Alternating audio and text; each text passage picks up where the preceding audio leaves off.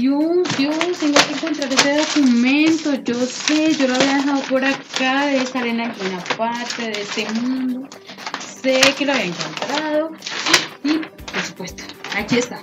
Pero para que esto no ocurra, existe algo que se llama la organización documental.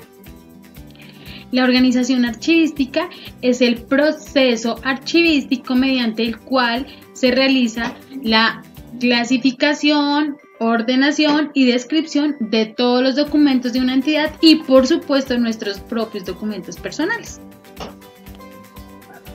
El primer paso es la clasificación. Y hablar de clasificación es hablar del conjunto de operaciones técnicas y administrativas cuya finalidad es la agrupación documental que se realiza de forma orgánica o funcional dependiendo de cómo lo tenga estructurado cada entidad.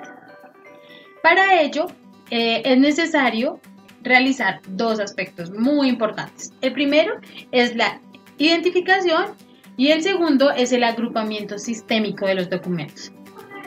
Dentro del proceso de investigación es importante realizar una investigación muy exhaustiva de toda la entidad, de los documentos que ha tenido, de las fusiones, de los cambios administrativos que ha presentado a lo largo de esa historia, de los cambios de funciones. Es importante conocer todos esos aspectos para poder hacer una muy buena clasificación. Con base en ello también debemos saber acerca de las agrupaciones documentales. Las agrupaciones documentales consisten en saber y en conocer términos muy claves como fondo, sección, subsección, serie, subserie y tipologías documentales, que estas van a ir muy entrelazadas con la estructura orgánica de la entidad, es decir, con el nombre de la entidad, con las áreas amplias y con las subáreas, si es el caso, y pues por supuesto con los documentos que realiza. Para entender más de cerca de las agrupaciones documentales, yo generé esto. Esto es algo muy parecido a lo que es un organigrama en cualquier otra entidad. Tenemos el nombre de la entidad, lo que sería nuestro fondo documental. Luego tenemos unas áreas mayores, lo que conoceríamos como secciones documentales. Y por supuesto, cada área tiene otros grupos de trabajo más pequeños a los que llamaríamos subsecciones. Cada área representa o tiene a su cargo una lista o una serie de funciones. Como ejemplo, tomé el área de recursos humanos, cuyas funciones tomé capacitación, ¿sí? Y entonces de estas capacitaciones me surge una serie que se llamaría programa de capacitación. En el área también tenemos la contratación del personal. Esa es otra función de nuestros recursos humanos. Esa entonces nacen dos series. Una se llama el programa de inducción y las hojas de vida. Y así podemos seguir haciéndolo con todas y cada una de las áreas documentales. Y nos van dando nuestro listado de series y subseries. Vamos ahora con las series. Entonces escogí algo que se llama programa de capacitación. Esa es mi serie. Y resulta que yo les doy capacitación a los brigadistas, realizo capacitaciones para las mejoras en prácticas productivas y hago programas para mejorar la calidad de vida de mis empleados. En este caso, estas tres que he nombrado son las que yo denomino subseries. Pero a su vez, estas subseries se siguen abriendo. Entonces, he tomado la subserie brigadistas, y entonces en esa subserie de brigadistas tengo formatos de asistencia a las capacitaciones, tengo un cronograma de trabajo que vamos a desarrollar, las actas de reunión, la convocatoria a la reunión y un informe de actividades que realizan los brigadistas. Esto, si lo unimos todo, nos forma un expediente. Y cada una de estas es a lo que llamamos los tipos documentales o las tipologías documentales. Para ampliar un poco más del tema de los expedientes, vale la pena aclarar que existen expedientes simples y expedientes compuestos. Los expedientes simples son aquellos en los que encontramos una sola tipología documental. Esta aplica para expedientes como resoluciones, circulares o alguna tipología documental que sea muy extensa y que requiera de un solo expediente. Por el contrario, los expedientes compuestos son aquellos que se alimentan de diferentes tipologías documentales. Un ejemplo podrían ser las hojas de vida. Dentro de las hojas de vida tenemos certificaciones de estudio, tenemos certificaciones laborales, tenemos la misma hoja de vida, tenemos las resoluciones de vacaciones, tenemos diferentes tipologías documentales y que nos sirven para alimentar ese expediente.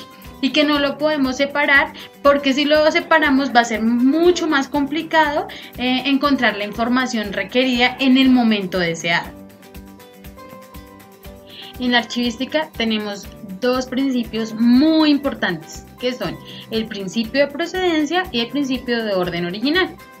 Para la identificación podemos contar con el principio de procedencia. El principio de procedencia consiste en conocer de dónde procede mi documento, de qué entidad, de qué lugar, de dónde el origen de este documento. Para entenderlo más claro tengo este ejemplo y son unos documentos de una asociación de Asoproleche. Entonces, este documento corresponde a esa entidad, al igual que este otro documento. Tienen pues los logos de Asoproleche. Este no tiene logo de Asoproleche, pero es un pasisalvo de una entidad hacia Asoproleche. Quiere decir que también pertenece o que también su principio de procedencia es Asoproleche. Un principio de procedencia Asoproleche. Pero tenemos este documento que, si bien hace referencia a la entidad, su principio de procedencia no es la entidad de Asoproleche, sino que su principio de procedencia es la Alcaldía Municipal de Zipaquirá y más exactamente la Secretaría de Gobierno. Y si nos ponemos a revisar en su interior, es un por el cual se pone en funcionamiento el Consejo Municipal de Participación Ciudadana del municipio. Y en uno de sus literales dice que deben pertenecer a asociaciones campesinas. Efectivamente, Asoproleche es una asociación campesina, pero este documento no le pertenece o no entraría dentro de este grupo de documentos que han sido generados por Asoproleche, ¿sí? El principio de procedencia es eso, es saber en dónde o quién es el productor de ese documento y como tal se debe conservar en el área o en la entidad productora del documento. Por su parte, el principio de orden original va más enfocado a la organización, que le explicaremos más adelante, pero también tenemos un ejemplo para explicar en qué consiste ese principio. Y el principio de orden original no es algo más que seguir la secuencia lógica del documento o de los documentos. Tengo acá un ejemplo que espero que con esto quede muy claro. Tengo dos documentos diferentes de la misma fecha, 0203 del 2020. Este primer documento, sé que no está muy claro, pero este primer documento se refiere a un diagnóstico que es un traumatismo en un tobillo. Entonces, después de eso, a pesar de que tiene la misma fecha, también tengo algo y es una fórmula médica para el dolor, ¿sí? Pero este documento no se hubiera podido generar si no existiera este otro documento. Es decir, si no hay el traumatismo, no requiere el medicamento, ¿sí? Entonces, este documento origina este. Y por tanto, este además origina este. ¿Y este qué es? Un trámite de incapacidad que se requiere para que esta persona pues esté normalmente, ¿sí? Entonces, si no genero este documento, no voy a generar ninguno de estos dos documentos, que es la fórmula médica y la incapacidad, ¿sí? ¿Tienen la misma fecha todos tres? Por supuesto que sí, pero mi principio de orden original define que primero que todo debo decir cuál fue el concepto. Y así vamos a ir uniendo tipologías documentales a este expediente, ¿sí? Lo mismo ocurre en muchísimos casos. ¿sí? Ahí debe haber un documento madre que es el que me va a dar como pie para generar nuevos documentos, y la generación de esos documentos es de la manera como yo debo ir organizándolo, ¿sí? El principio de orden original también aplica para los documentos que ya están archivados, ¿sí? Me refiero a documentos de años anteriores donde se archivaba de lo más antiguo a lo más reciente, y ahora nuestra forma de archivar es de lo más reciente de lo más antiguo a lo más reciente. Entonces, ¿qué queremos decir con eso? Que debemos conservar ese orden original en el que las personas organizaron su documentación por diferentes motivos que en este momento ya nos es un poco más complicado conocer. Entonces, el principio de orden original se deben simplemente conservar o guardar los documentos de acuerdo con el orden en el que se fueron creando y del orden que se requiere. Es posible también realizar la clasificación de los documentos dependiendo de diferentes aspectos. Por tradición podemos clasificarlos en originales, este es un documento original con una firma original, o en copias legibles. Por tradición entonces tenemos originales o copias. Por ámbito jurídico los podemos clasificar en públicos y privados. Un ejemplo de un documento público puede ser esto, que es un contrato inscrito entre dos partes, y una de esas partes es el Estado, por tanto es un documento público, ¿sí? Y un documento privado puede ser este, que es una historia clínica. Una historia clínica es un documento privado. De acuerdo con la prioridad de uso, tenemos que son documentos administrativos que manejamos todos normalmente. Entonces, por ejemplo, un documento administrativo puede ser un contrato de prestación de servicios, o también puede ser un oficio, una resolución. Esos son documentos administrativos. Y documentos históricos. Y los documentos históricos son aquellos que son útiles para la ciencia, la investigación y la cultura. Estos deben ser de conservación permanente, y estos documentos pues tienen una importancia y un valor característico muy importante, y es que en ellos se conservan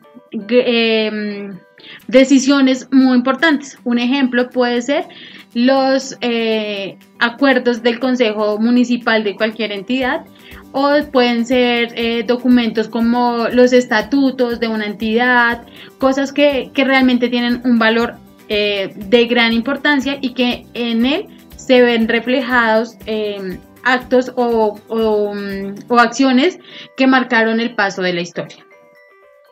También los podemos clasificar de acuerdo con su composición, y con su composición es algo muy parecido a lo que ya les expliqué sobre expediente simple y expediente compuesto. Entonces se pueden clasificar en documentos simples o documentos compuestos. Un documento simple es un documento o un expediente que solo contiene una sola tipología documental. Entonces, por ejemplo, puede ser eso, que es una certificación. Entonces podemos decir que estos son documentos simples porque son certificaciones. Pero el caso ya se torna diferente cuando encontramos, aparte de certificaciones laborales, encontramos certificaciones de estudio y encontramos algo como esto, que podría ser una hoja de vida. En ese caso ya pasaría a ser un documento compuesto y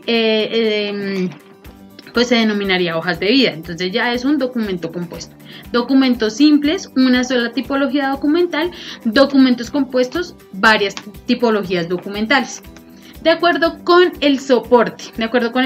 Lo podemos clasificar en textuales, ¿sí? La mayoría que son de tipo texto, ¿sí? Los podemos clasificar también como imágenes o fotografías, ¿sí? Los podemos clasificar en sonoros, ¿sí? Este de pronto es un documento sonoro, música o audios. Entonces estos son sonoros. Audiovisuales, aquellos que contienen audio, video y que son la combinación de los dos.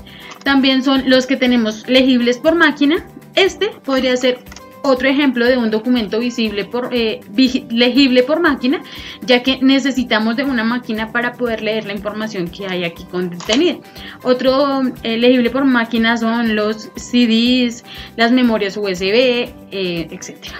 Y por supuesto los orales, que son aquellos que se transmiten de manera oral y se hace de generación en generación. Estos documentos pues ya no son tan comunes en nuestro diario vivir, pero realmente fueron muy importantes a lo largo de la historia, ya que gracias a la oralidad es que conocemos muchísimas cosas de nuestra historia, porque era una tradición que se realizaba de generación en generación, contando pues todas nuestras historias de nuestros antepasados.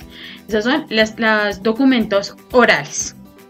El resultado de la clasificación lo vamos a encontrar en los cuadros de clasificación documental. Los cuadros de clasificación documental reflejan todo el listado de series y subseries dependiendo de las secciones o subsecciones que se encuentran en el fondo documental. Es decir, es el que hace todo el resumen de todo lo que hemos conversado hasta el momento en este corto video, ¿sí? Entonces, dentro del cuadro de clasificación tenemos el fondo, tenemos la sección, la subsección, las funciones que realizan cada una de las secciones y las subsecciones, tenemos las series que nacen de esas funciones y finalmente tenemos las subseries y por supuesto las tipologías documentales. Entonces es como una radiografía de todos los documentos que poseemos o que generamos al interior de la empresa, quién los produce, cómo se deben de producir y nos dan como un acercamiento de toda la documentación que tenemos al interior de nuestra empresa. Resumiendo, podemos decir entonces que la clasificación la aplicamos a los documentos antes de conservarlas en alguna unidad documental. Y lo que viene a continuación entonces es lo que llamamos la ordenación documental. La ordenación documental consiste entonces en organizar nuestras series y subseries, pero al interior de la unidad documental. En este caso pues voy a utilizar esta unidad documental, que es la que tengo aquí en mi casa, y la ordenación la podemos hacer de tipo numérico o alfabético o mixto, alfanumérico.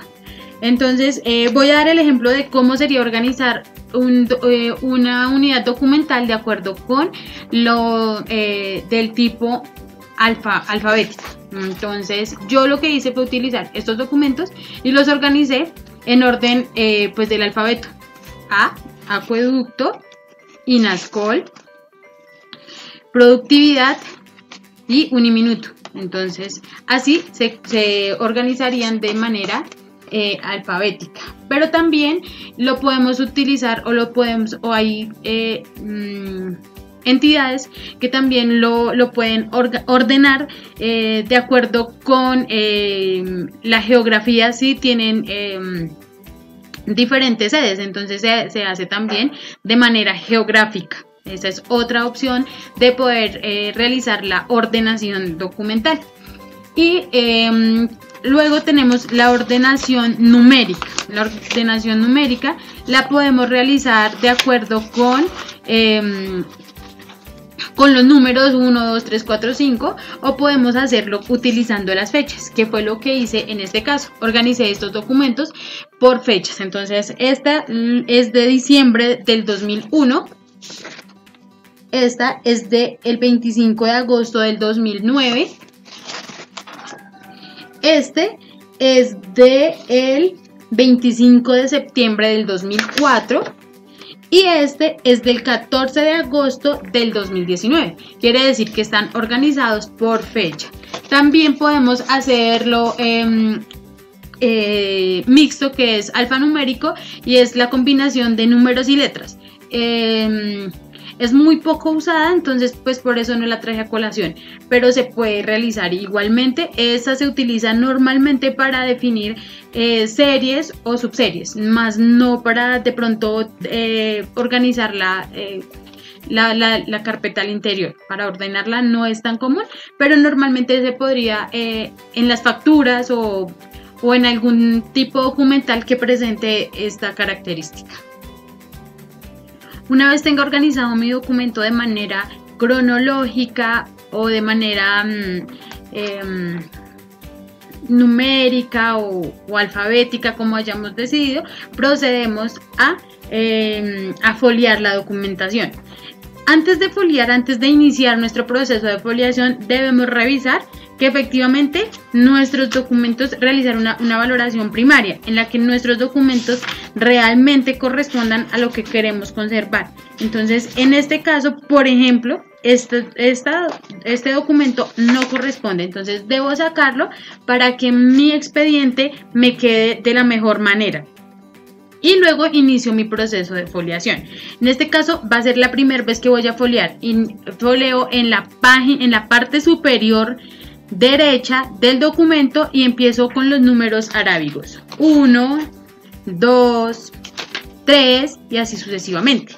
Si por algún caso me equivoco, entonces lo que voy a hacer es que no debo borrar, lo que voy a hacer es que voy a trazar una línea sobre el número y voy a colocar el número que tengo.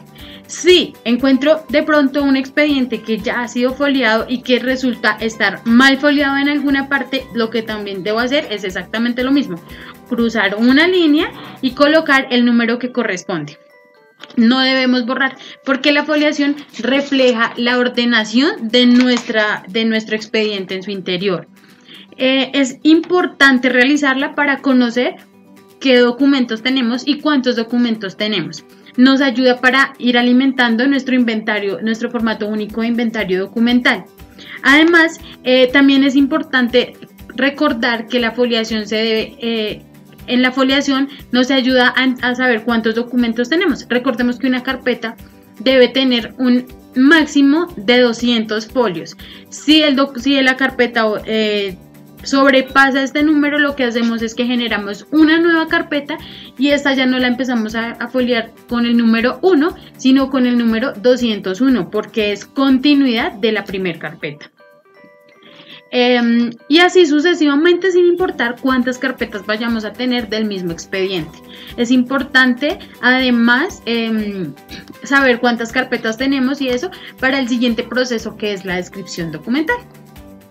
Y así ya vamos llegando a nuestro último paso para la buena organización documental, y es la descripción documental. Y la descripción documental va mucho más allá de rotular una carpeta o una caja. La descripción documental nos debe mostrar el contenido mismo del documento en su interior, y esto nos debe permitir o nos debe ayudar a facilitar la búsqueda y recuperación de los documentos.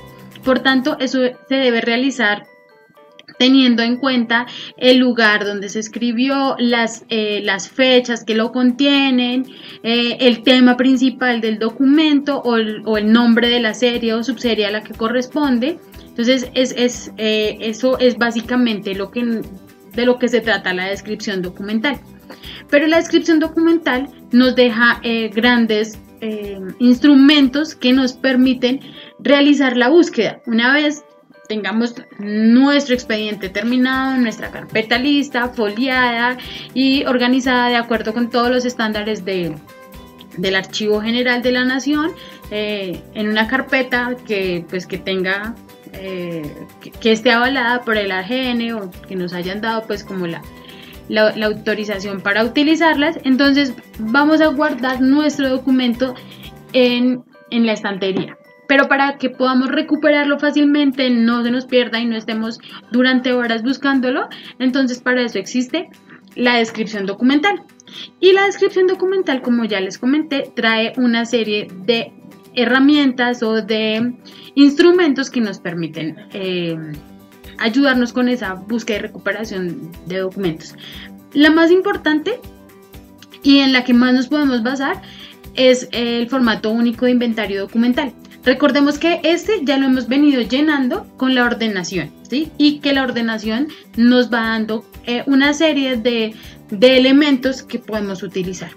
El formato único de inventario documental nos dice el nombre de la serie o de la subserie, las fechas extremas del documento, nos dice cuántos folios tienen, los soportes que contienen al interior, Y recordemos que todo eso ya lo vimos en la ordenación, entonces ya nos queda muchísimo más fácil ir alimentándolo. Y es un instrumento que además lo utilizamos mucho para las transferencias primarias y secundarias. Entonces es muy importante que luego de hacer la ordenación, inmediatamente empecemos a alimentar nuestro inventario documental, que nos va a ayudar y nos va a facilitar muchísimo la vida en otros aspectos. Otro instrumento que podemos utilizar en la clasificación son los censos. Los censos me indican o me ayudan a comprender la cantidad de documentos que tengo, ¿sí? Y con eso es muy importante a la hora de pronto hacer un préstamo. Entonces yo sé cuántos documentos tengo porque tengo un censo que me está indicando la cantidad de folios que tienen mis diferentes carpetas y cuántas carpetas tengo de un mismo expediente. Para eso me sirven los censos. También podemos contar con catálogos. Los catálogos son supremamente importantes, necesarios, porque en ellos sé la información exacta que tengo. Entonces, un catálogo me puede decir mis series y subseries que vamos a encontrar al interior del archivo en el que me encuentre, y alguna descripción breve de esa serie o de esa subserie. También encontramos las guías, y las guías me ayudan a indicar en qué sector o en qué lugar físico voy a encontrar los documentos, ¿sí? Entonces recordemos que estos instrumentos son muy importantes, que debemos organizarlos, que debemos realizarlos, y pues para que nuestra gestión documental esté acorde con la normatividad expuesta por el Archivo General de la Nación, que es nuestro ente rector. Sé que hay muchos aspectos que quedaron como muy al aire, pero que iremos profundizando en la medida en que vayamos continuando con nuestras clases. Recordemos que este es un video de carácter educativo presentado a la profesora Marleni, ya que yo soy estudiante de segundo semestre de teoría archivística. Espero que sea de su agrado, que lo hayan entendido y que con los pocos ejemplos que les di les haya podido quedar más claro. Muchísimas gracias por su atención. Chao, chao.